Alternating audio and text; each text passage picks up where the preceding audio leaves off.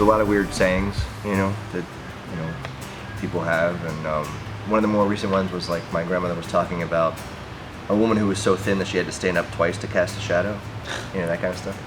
When I was a kid, we'd go to the beach or run around, and we'd find something weird in the surf, and she'd say, well, what in the blue hell is that?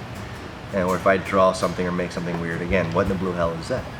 And so years ago when I was freelancing as a toy sculptor, I needed to come up with a business name, and it wasn't like official or anything. So Blue Hell Studio. I just kept that name, turned it into something serious.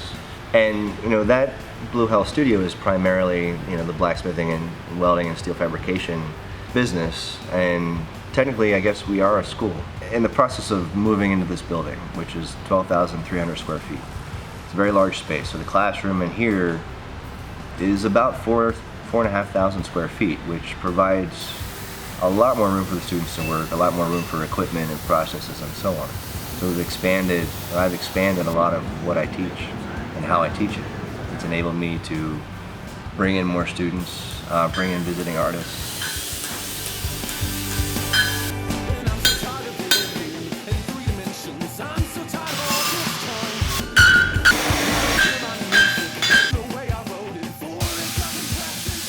I taught myself to blacksmith, and I was working in wood a lot at the time, and when I learned to play around with steel, I found that I could make things with steel quicker and take up more room with steel, build more volumetrically huge things quicker. And I really liked it. And then I started combining steel with wood and steel with found objects and glass and light and sound and all kinds of stuff. Blacksmithing was something, when I was working for the Art Academy, I was running their wood and steel fab shop down at River City Works, and nobody ever came to use it. Students never showed up. So I'd be there by myself. And they had this little tiny 65-pound anvil that had seen better days and was probably dangerous to use, and they had a torch. So I heat up steel and turn off the torch and pound it on the anvil, and that's how I started. That's how I started teaching myself. And then I just read a lot of books, tried everything out, practice, and it just gets better. Like anything else in life, the more you do it, the better you get. I've always been artistic. I love to draw ever since I could. Still that way, really. Creativity, being creative has always kind of been my passion.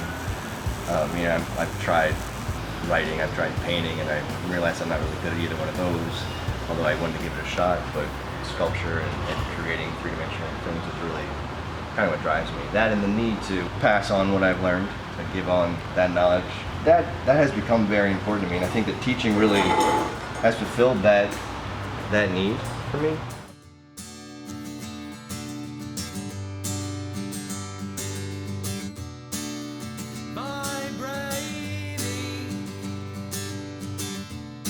About 130 to 160 students a year if you include, because on Fridays we have an open studio where anybody can come who's taken a class before and learn more stuff and work on their own kind of thing. So yeah, probably up to 150 people a year. And I've been teaching out of my own shop for 7 years. Kind of lose track. At UC, I taught when you're supposed to cap your class at 16. I had 22 students every quarter.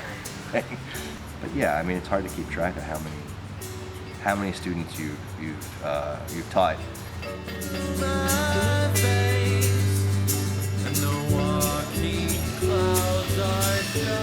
A lot of students were like, well, this isn't as good as so-and-so's, or this isn't Da Vinci. And I'm like, oh my God, who cares, right? You learn from those people. You research those people, you enjoy their work, you learn from them, you take what you want from that and make it part of your own. And then you make what you want to make. And so yeah, so 5 other people in the class are making the same thing. They're doing the same processes, they're doing similar techniques. Every single one's going to be different. And that particular one you're working on, nobody else has made yet until you're done. And that's, I think, a hard lesson for a lot of the older students to learn. Younger students get it right away. The older students are like, well, they expect perfection right away. And this isn't perfection, this is blacksmithing.